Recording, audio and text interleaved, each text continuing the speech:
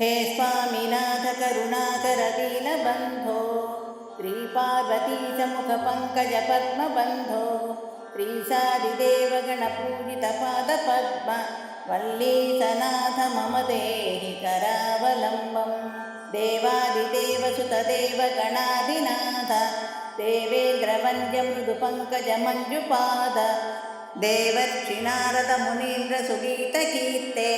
वल्लीसनाथ मम देहि करावलम्बम् नित्यान्नदाननिरताखिलरोगहारिं तस्मात् प्रदानपरिपूरितभक्तकाम तृत्यागमप्रणववाच्य निजस्वरूप वल्लीसनाथ मम देहि करावलम्बम् क्रौञ्चासुरेन्द्रपरिखण्डनशक्तिशूल आशादिशस्त्रपरिमण्डितदिव्यपाणे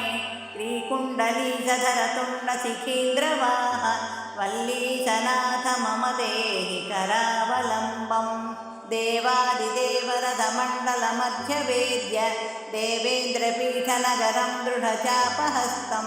शूरं निहत्य सुरकोटिभिरीड्यमानम् वल्लीसनाथ मम देहि करावलम्बम् हारादिरत्नमणियुक्तकिरीटहार केयूरकुण्डललसत्कवचाभिराम हे वीरतारकजयामरवृन्दवन्द्य वल्लीसनाथ मम देहि करावलम्बम् पञ्चाक्षरादिमनुमन्त्रितगाङ्गदोयैः पञ्चामृतैः प्रमुदितेन्द्रमुखैर्मुनीन्द्रैः पट्टाभिषिक्तहरियुक्तपरासनाथ वल्लीसनाथ मम देहि करावलम्बम् श्रीकार्तिकेयकरुणामृतपूर्णदृष्ट्या कामादिरोगकलुषीकृतदुष्टचित्तं चिक्वातु मामवकलाधरकान्तिकाङ्क्या वल्लीसनाथ मम देहि करावलम्बम् सुब्रह्मण्याष्टकं पुण्यं यः पठेत् द्विजोत्तमाः ते सर्वे मुक्तिमायान्ति सुब्रह्मण्यप्रसादतः